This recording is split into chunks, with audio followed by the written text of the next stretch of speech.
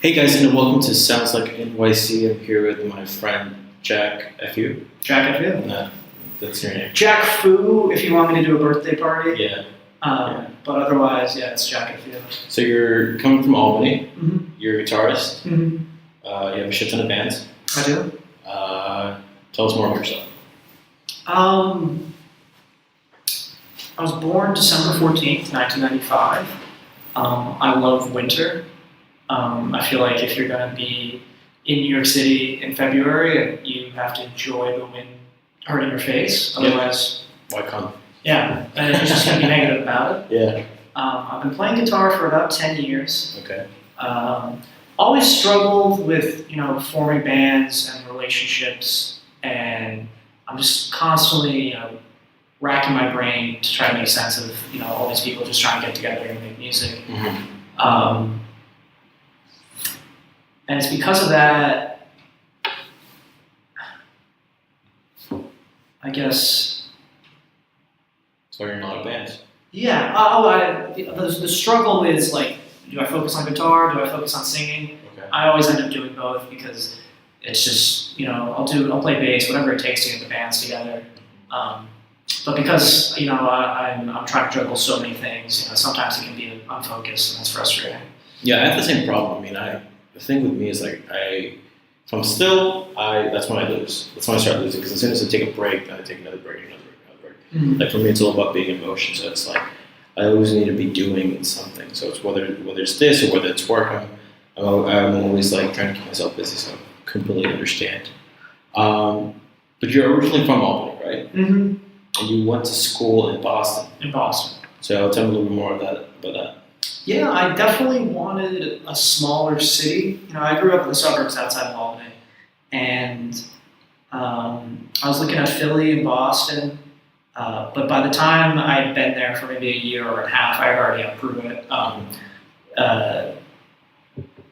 Boston's Northeastern was great. There's a ton of opportunities for musicians.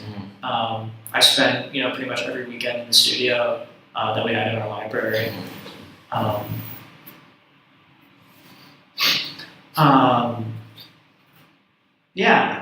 feel like I would have been happy no matter where I went. Okay. And I would have complained about the administration no matter where I went. Boston's just where I chose. And so, when did you move over here? This year, New Year's. Oh wow. I moved in on the 29th, and then the 30th and the 31st, I saw a show at the Brooklyn Bowl. Mm-hmm. I saw O'Teal and Friends. It was just a bunch of Allman Brothers and dead alumni playing together. Mm-hmm. And so, what about the city drew you here? Because the city is sort of different for everybody. So, what aspect of the city made you want to come? Mm-hmm. Everybody can find something here because it's just so big and there's so many tiny cultures, so many niche cultures that just have huge followings in large cities. And to me, it was either LA or New York. And New York is cosmopolitan, and it's only 2 hours away from my hometown. Yeah. It'd just be such a disservice to my family if I just moved on the other side of the country. I hate California. My dad's from California, and I feel like he always regrets moving all the way to the East Coast. Really? Mm-hmm. Why? Well, he misses his family. He didn't expect his kids to go to Shaker High School and be New Yorkers. He expected them to go to Mount Whitney. Right. He's from the Central Valley, between there's actually people who live between Fresno and Bakersfield. Mm-hmm. He lives smack down in the middle. Pretty much in the middle of nowhere, but... How far is that away from Sacramento? Not too far. He lived a bit in Sacramento. Yeah. My parents are from there, actually. Well, they're not from there. They moved there, last year, so... I hate California. Yeah. I'm a big fan. It's, it's got some ups and downs, for sure. Yeah. So, you're a guitarist, but you also play a lot of other stuff too, you said, right? Mm-hmm. So, what's sort of the stuff that you play? Well, I just like writing songs on instruments I don't know how to play very well. I find you're just a little bit more free and just more open to experimenting. So I've just been getting a lot more into keyboards. Bass has always been a fun thing to play for other people fronting bands when I'm trying to be a more supportive role. But if you stop playing bass for more than like a month, you get back to those big strings and your hands are just like, you can't take it. Right. You really have to build up an endurance. Do you feel like that's sort of like, that part of your personality fits with the other part just because you're always bouncing from place to place, like from band to band? You have a bunch of bands you play with, right? Yeah. Do you feel like that's sort of why you thought like that? I'd say so. I think it was being in a different role was always fun, and just I got to form just different connections with the drummers that I already known and already played with as a guitar player. But I guess the most recent band I played bass in was like a trio, so there's just so much space. If you're playing bass in a 6-piece band, like you really have to lay back. But Right. I was given a lot of room just to write my own parts and experiment. So how many bands have you been with? In Boston, there's maybe 6, 7. There's a lot of band sets and different incarnations. Yeah. With my solo project, this most recent tour, we played with a different band. Me and my good friend Ben played with a different band every night. We played in a duo, just me and him. We played in a trio, a quartet, and 2 different quintets. Throughout the 5 or 6 days we toured. What's the name of like somebody who plays in the a group of 7 people? A septet? 8?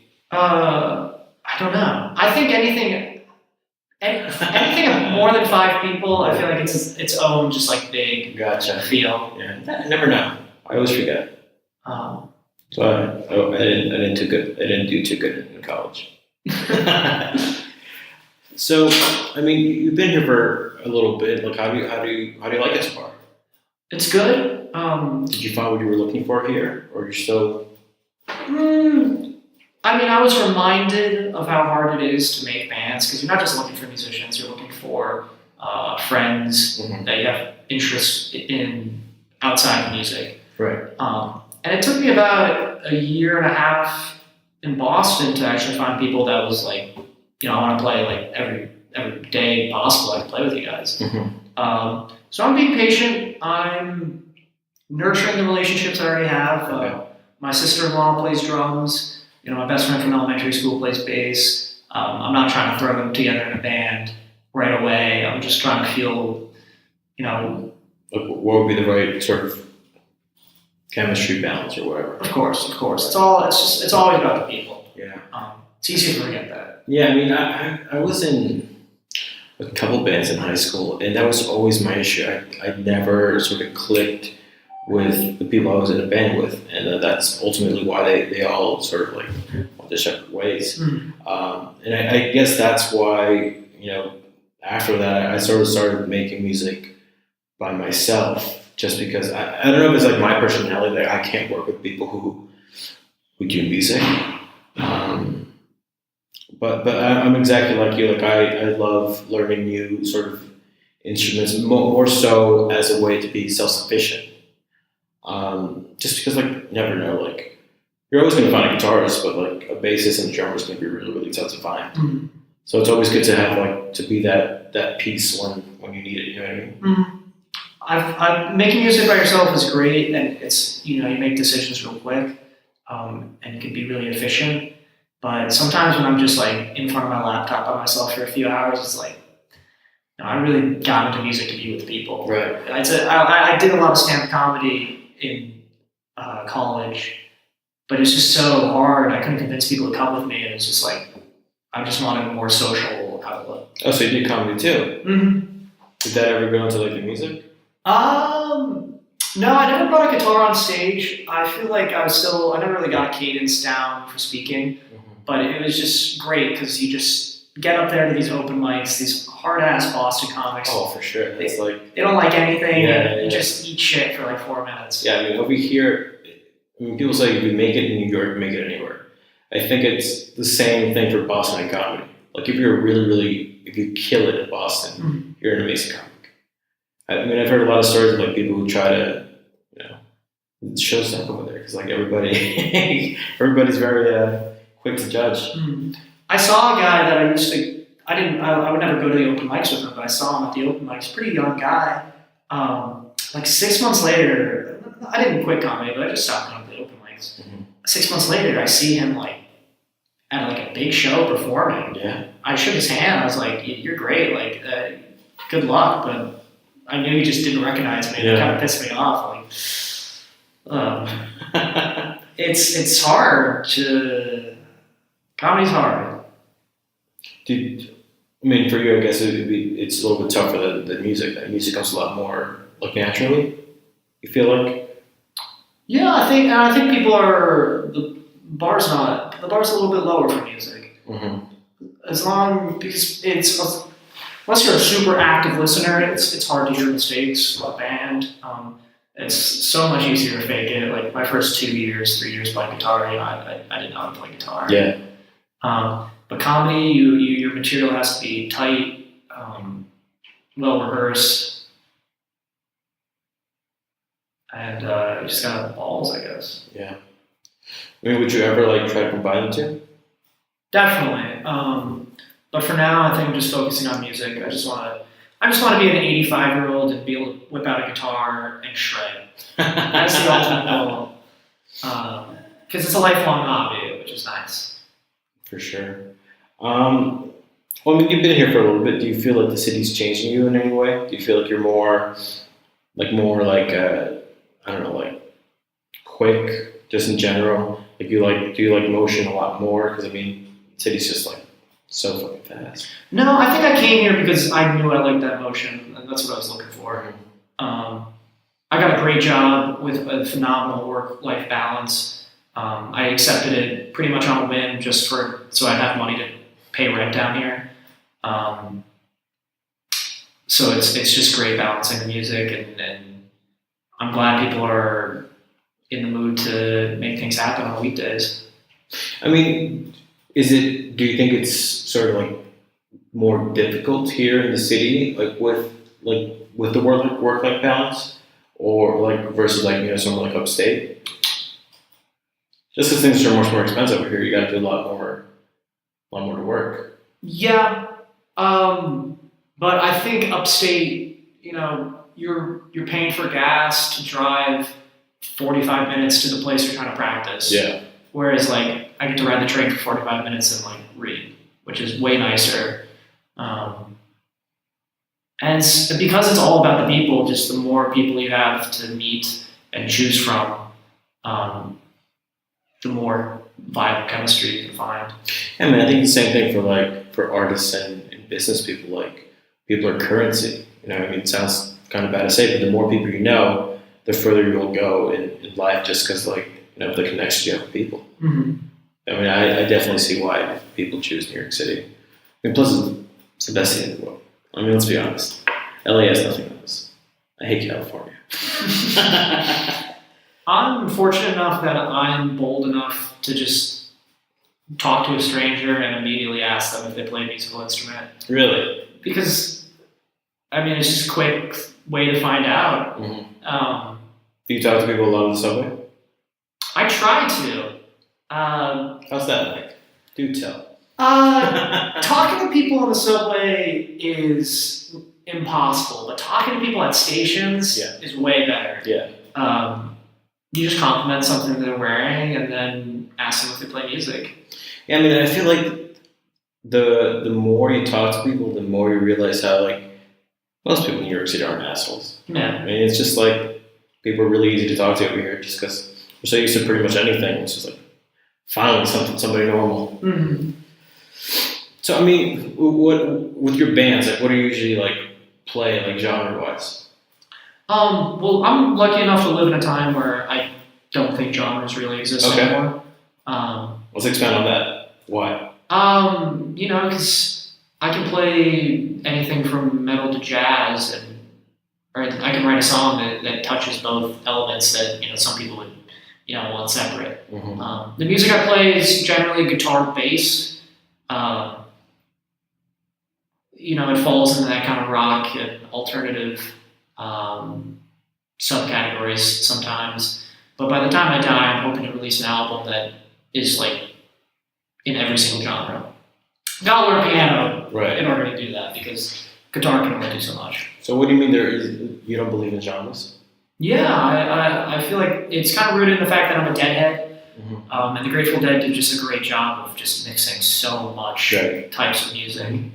And I just love all genres.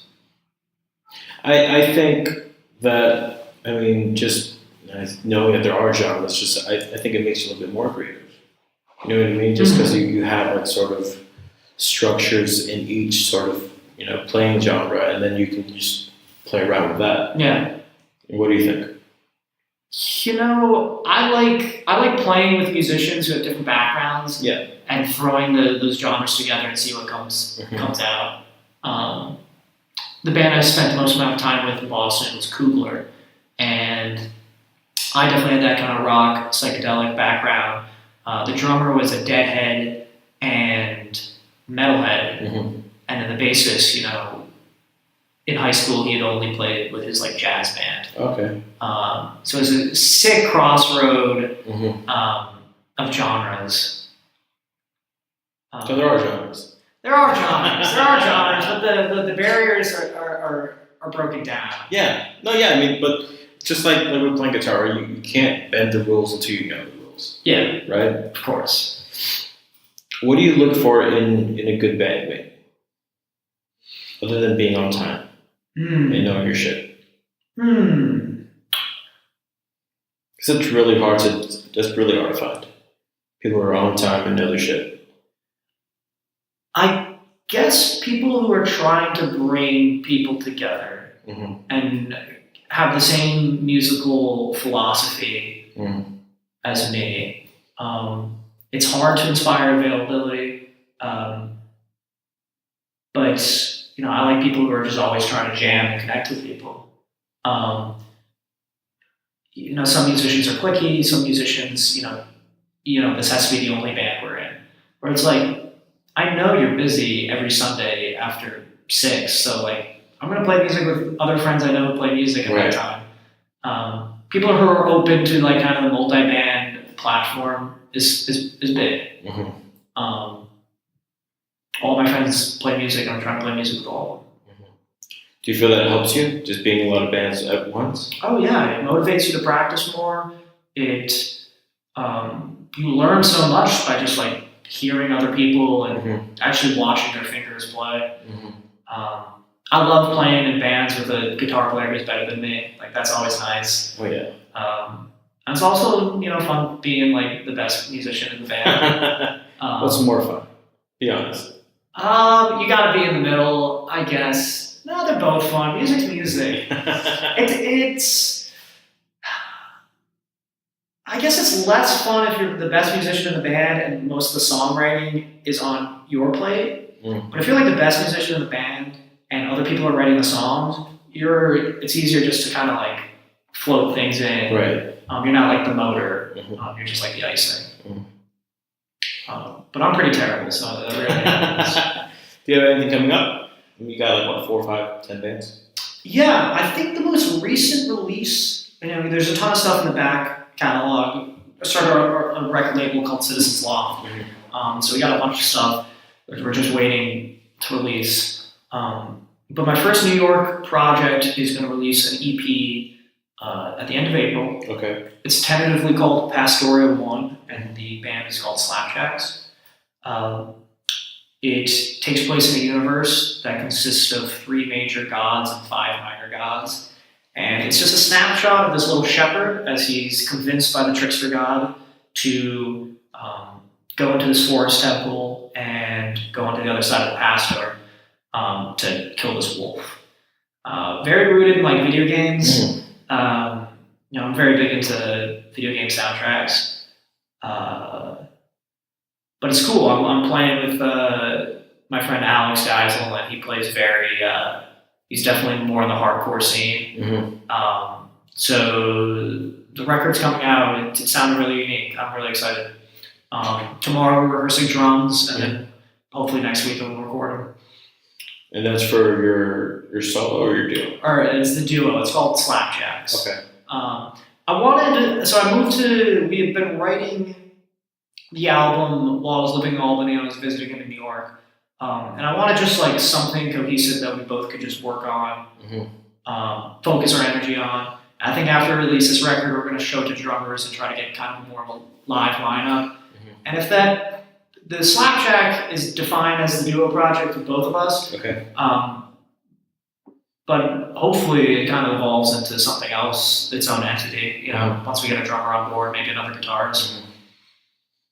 And what about the other bands? Are you just they're just to play, or you guys don't have anything? The other band in New York, the other two bands in New York I have are Delete Thursday, which still in its infancy phase, and then the duo special, which is me and my sister-in-law.